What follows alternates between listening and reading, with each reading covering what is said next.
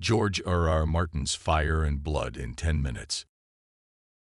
Chapter 1. The Arrival of the Targaryens in Westeros. The Early Years. Long before the conquest of Westeros, the Targaryens lived in Valyria, a powerful empire in Essos, where people tamed dragons and controlled magic.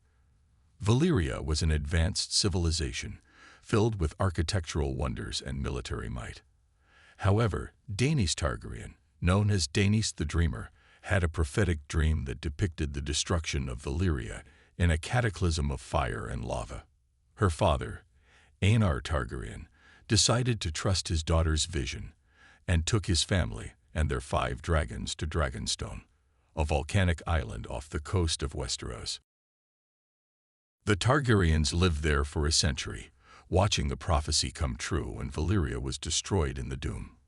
While other dragons perished and Valyrian families died out, the Targaryens were left as the sole dragon lords in the world. This base provided them with the launching point for what Aegon the Conqueror would become the invasion of Westeros. Chapter 2. The Conquest of Westeros. Aegon and his sisters. Aegon Targaryen didn't have a huge army, but he did have something no one else had: dragons. Together with his 2 sisters, Rhaenys and Visenya, he decided it was time to conquer Westeros. Aegon was a tall, strong man with the characteristic Valyrian features: silver hair and violet eyes. Rhaenys was the more cheerful and adventurous, a lover of music and poetry, while Visenya was the more warlike, skilled in swordplay and the use of magic. Aegon began his campaign by dividing his enemies. He knew that if the 7 kingdoms united, he would have no chance. He sent messages to the most powerful lords in Westeros, asking them to bow down to him, but most laughed at his pretensions. Aegon landed on the shore of what would later become King's Landing, and built a wooden fort he named Aegon Fort. The first to fall were the lords of the Trident. Aegon used strategy and his dragon Balerion to terrorize them into submission. But the true test came at the Battle of the Field of Fire, where Aegon, Rhaenys, and Visenya faced the combined armies of the Lannisters and Gardner. In this battle, 55,000 men faced the fire of the 3 dragons, and more than 4,000 burned to death. After this massacre, no one doubted Aegon's power any longer. House Gardner died out, and the Lannisters fell to their knees, ensuring Aegon's rule over the West. The next few years were a series of battles and surrenders. Aegon faced Harren the Black at the massive fortress of Harrenhal, but Harren discovered that walls cannot protect you from dragonfire. Balerion melted down the towers of Harrenhal, and House Hor was wiped out. In Dorne, Aegon was not so lucky. The Dornish simply hid in the mountains and desert, refusing to fight, forcing the dragons to turn back without success. Chapter 3. The Reign of Aegon I. Consolidating Power. Once crowned in Old Town by the High Septon, Aegon I was faced with the task of consolidating his realm. It was not enough to conquer with fire and blood. He had to rule. He founded King's Landing as his capital and built the Iron Throne, forged from the swords of his enemies. The throne was not just a seat, but a reminder that Targaryen power was built on conquest. Aegon let his vassals rule his lands as long as they swore loyalty to the crown. He created the small council to advise him and let local laws remain in force, which helped maintain peace. His reign was generally peaceful, but not without problems, as he had to deal with sporadic rebellions and challenges to his authority. Aegon ruled firmly but wisely, laying the foundations of the Targaryen dynasty. Chapter 4. The Problem of Succession and the Reign of Aenys I. When Aegon died, he left behind 2 sons, Aenys and Maegor. Aenys, the eldest, assumed the throne, but from the beginning he proved unable to maintain the same firmness as his father. Aenys was kind and pious, but also weak and indecisive. When the nobles began to challenge his authority, he did not know how to react. His own coronation was a chaos, with many important houses refusing to attend.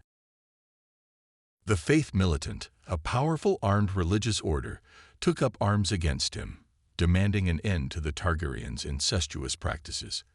Aenys was at a loss to handle the situation, and soon Westeros was plunged into anarchy.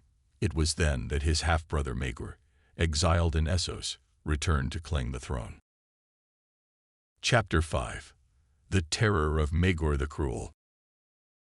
Maegor was Aenys' opposite, strong, violent, and merciless. Riding his dragon Balerion, Maegor crushed his enemies with a brutality that earned him the nickname Maegor the Cruel. He ordered the construction of the Red Keep, a monumental work rumored to have been built on a foundation of betrayal and bloodshed. Maegor had no qualms about murdering his own kin if they posed a threat. He even fought and killed the Grand Maester who questioned his legitimacy. His cruelty reached such levels that the Faith Militant itself rose up against him. They fought a devastating war, and though Maegor won, he was unable to crush the rebellion entirely. The Seven Kingdoms grew tired of his brutality, and eventually Maegor was found dead on the Iron Throne, swords running through his body, a fate many consider to be divine punishment for his sins. Chapter 6.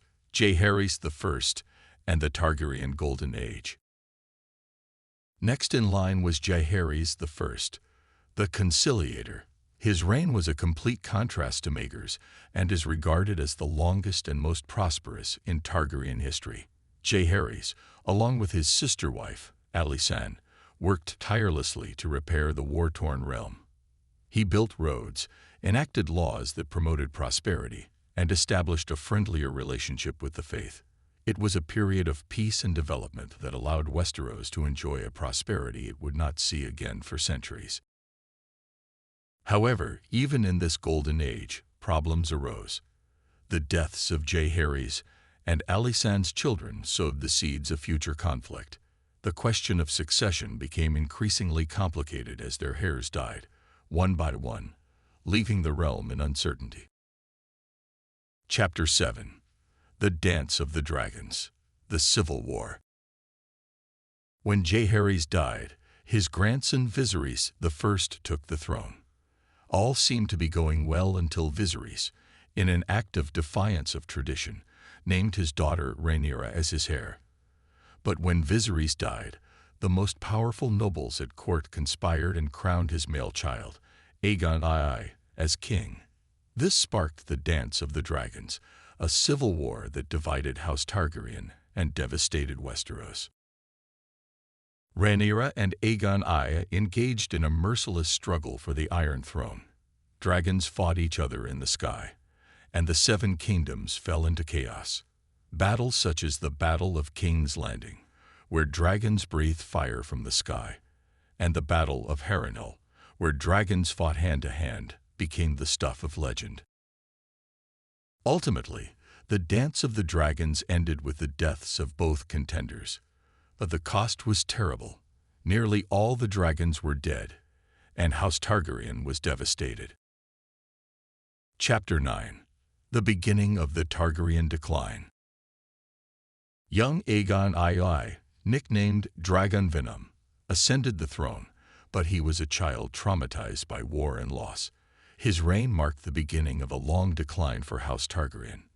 Despite some attempts at recovery, the Targaryens were never the same. Infighting, intrigue, and the loss of their dragons eventually weakened the dynasty. Thus ends the first volume of Fire and Blood, with House Targaryen still on the Iron Throne, but with the shadow of the inevitable disaster that would end its reign centuries later. Get the book at planetalibro.com.